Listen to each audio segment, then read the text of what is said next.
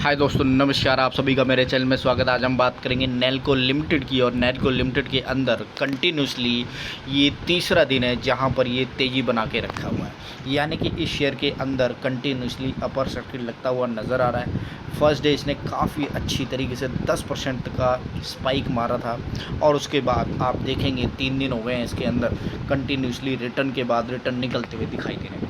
Overall 1 महीने के अंदर इस शेयर ने 47% तक के रिटर्न जनरेट करते हुए दिखाए हैं। और आपको अच्छी तरीके से पता होगा कि नेल्को लिमिटेड टाटा ग्रुप की एक कंपनी है और इस कंपनी के अंदर जो इस समय सबसे बड़ी ब्रेकिंग न्यूज़ आती हुई नज़र आ रही है, उसी ब्रेकिंग न्यूज़ के बाद इस शेयर के अंदर अपर सर्किट लगता हुआ दिखाई दे रहा है। एक बहुत बड़ी डील हाथ लगी है गवर्नमेंट के साथ और वही रीज़न है कि अब ये शेयर भागता हुआ दिखाई दे रहा है। ओवरऑल अगर मैं शेयर की बात करूं तो इस शेयर ने 90% से ज़्यादा के रिटर्न जनरेट करते हुए दिखाए हैं। और जिस हिसाब से इसका चार्ट कहता हुआ नज़र आ रहा है कि कभी भी ये किस तरफ से भागता हुआ दिखाई दे रहा है, यानी कि स्पाइक बहुत है इस शेयर के अंदर।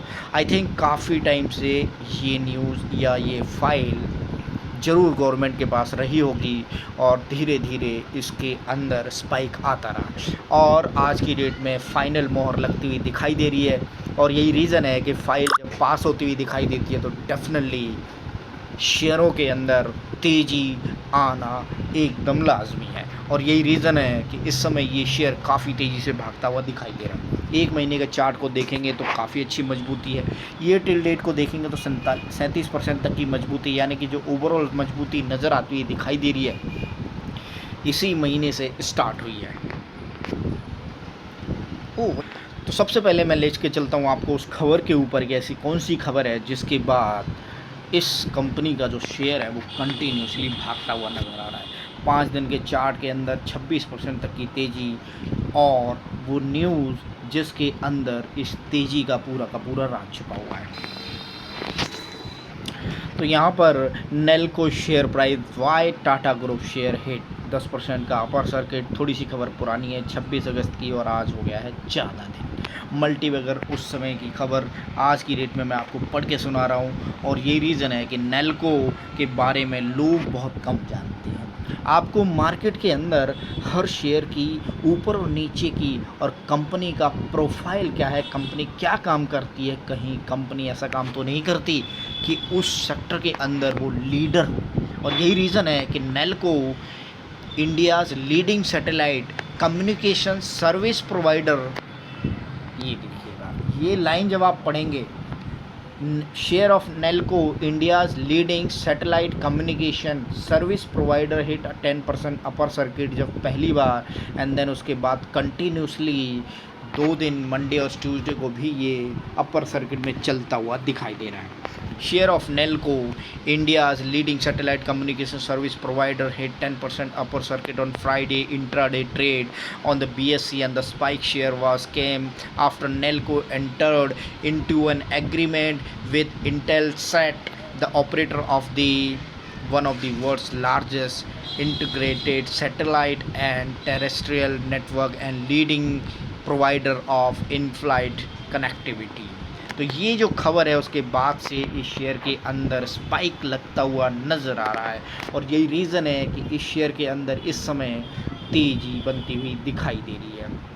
आप देखें तो इस शेयर ने प्रीवियसली भी काफ़ी बढ़िया रिटर्न जनरेट करते हुए दिखाए हैं और यही रीज़न है कि ये शेयर कंटिन्यूसली काफ़ी बढ़िया रिटर्न के साथ भागता हुआ नज़र आ रहा है। यानी कि अपने सेक्टर के अंदर काफ़ी मजबूत ये कंपनी जो सैटेलाइट कम्युनिकेशन से रिलेटेड काम करती हुई नज़र आ रही है। अब एयरलाइन के साथ जब आप फ्लाइट में उड़ते हैं तो एयरक्राफ्ट जिस हिसाब से कंट्री के हिसाब से अपने रूट को प्लान करते हैं तो वहाँ पर वो सैटेलाइट इमेजेस और सैटेलाइट रूट के हिसाब से चलते हुए नज़र आ रहे हैं। तो एक बहुत बड़ी कंपनी के साथ इनका जो अभी एग्रीमेंट हुआ है वही रीज़न है कि ये कंपनी बहुत बड़ी तरीके से आगे भागती हुई नज़र आ रही है। Nelco a part of 120 billion Tata group, यानी कि जो टाटा ग्रुप है 128 बिलियन डॉलर्स का उसका एक छोटा सा पार्ट है। यानी कि आप ये समझिएगा कि कोई टाटा के बारे में बहुत सारी कंपनियां, आप सारी कंपनियों को जब देखेंगे, टाइटन, टाटा मोटर, इन 2-4 कंपनियों को, टीसीएस हो गया, टाटा मोटर हो गया, ये सारी कंपनियों को हम थोड़ा थोड़ा जानते हैं, लेकिन टाटा की बहुत सारी कंपनियां हैं।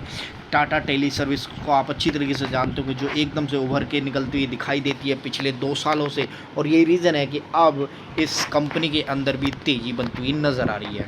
अच्छी तरीके से कंपनी भागती हुई दिखाई दे रही है, और अगर आप इसके अंदर देखें तो लगभग 2258 करोड़ की कंपनी, 10 रुपये की अभी भी इसकी फेस वैल्यू है। 468 रुपीज़ का इसका लो है, और 998 का, ऑलमोस्ट 990 रुपये का इसका हाई है, और अपने हाई पर ये सब चलता हुआ नज़र आ रहा है। रिटर्न इक्विटी की बात करें तो 19% से ज़्यादा का है, और इस शेयर के अंदर जो स्पाइक इस समय आता हुआ नज़र आ रहा है, वही रीज़न है कि ये शेयर भागता हुआ दिखाई दे रहा है।